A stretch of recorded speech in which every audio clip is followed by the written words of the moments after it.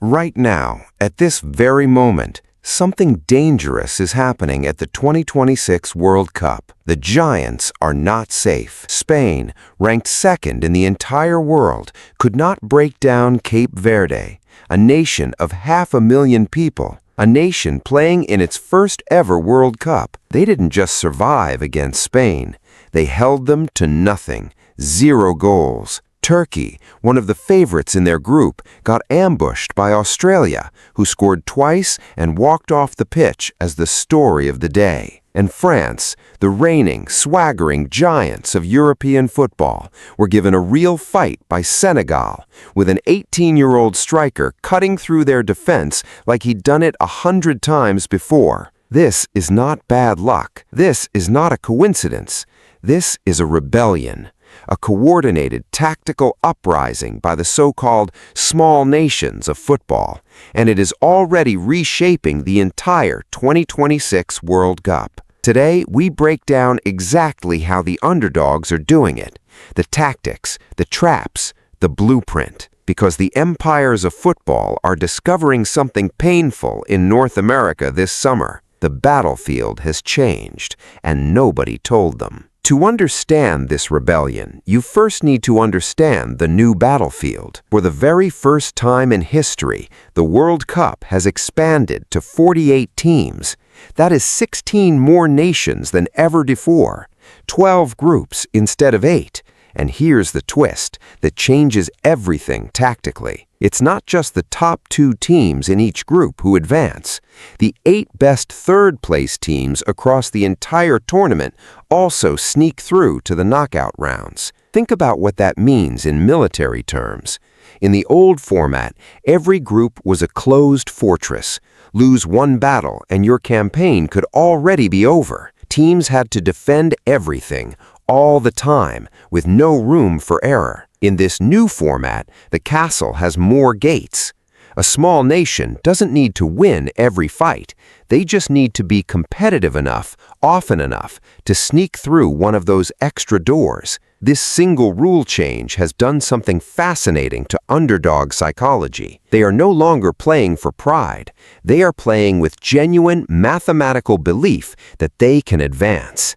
And belief, in football, just like in war, is one of the most dangerous weapons there is. So when Cape Verde walked out to face Spain, when Australia lined up against Turkey, when Senegal stood across from France, these were not nations hoping to lose with honor. These were nations who believed, really believed, they could win. And that belief was about to be backed up by some seriously smart tactics. Let's break down exactly how Cape Verde, a nation many casual fans couldn't find on a map 2 weeks ago, held one of the best teams on the planet to nothing. The tactic is simple to understand, but brutally hard to execute for 90 minutes straight. It's called a low, compact defensive block. Imagine your entire team forming a human wall, not flat, but in layers.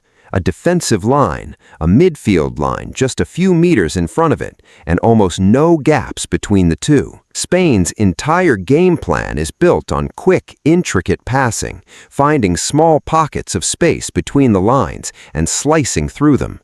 It's one of the most effective attacking systems in football history, but you cannot slice through a gap that does not exist. Cape Verde compressed their shape so tightly that Spain had the ball, again and again, over 70% of the possession in the match, but nowhere dangerous to actually put it. It's like a castle under siege where the attacking army has thousands of soldiers, but the walls are simply too thick, too well organized to break through with normal weapons. This is not negative football, even though pundits with old-fashioned thinking sometimes call it that. This is one of the most disciplined defensive operations a football team can run. And it isn't only Cape Verde using this trap. Saudi Arabia held 2-time champions Uruguay to a draw using a similar defensive shield. New Zealand matched Iran goal for goal in a wild 2-2 thriller, refusing to be intimidated by reputation. The lesson here is simple but powerful. In the modern game,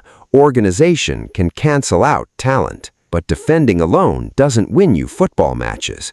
You also need a way to actually hurt your opponent. And that's where the second trap comes in. If the defensive fortress is about patience, the counterattack ambush is about speed. And nobody demonstrated it better than Australia against Turkey. For long spells of that match, Turkey had control, more possession, more territory. They were the favorites in that group alongside the United States, and it showed in how comfortably they were moving the ball around. But football is not won by territory, it is won by moments. Late in the second half, Turkey's midfielder Ismail Yusek lost the ball in a dangerous area, a small mistake, the kind that happens dozens of times in every match. Except this time, Australia were waiting. The moment the ball was turned over, Australia didn't pause. They didn't reset. They attacked instantly, sprinting into the space that Turkey's high positioning had left open behind them. Connor Metcalf drove forward, reached the edge of the box, and finished low into the corner. Game over. One of the biggest upsets of the tournament so far. This is what military strategists would call an ambush. You let the enemy advance, confident and exposed. You wait, and the instant they make a mistake, you strike before they can reorganize. We saw the same pattern against France. Senegal sat compact, frustrating France's rhythm for large parts of the match. And then, 18-year-old Iliman Mbaye, a PSG Academy product playing in his first World Cup, received the ball, cut inside a defender so sharply that the Frenchman fell to the floor and finished clinically past the goalkeeper. One mistake from the favorites, one gap, one ruthless finish from the underdog. This is the blueprint these smaller nations are using across the entire tournament.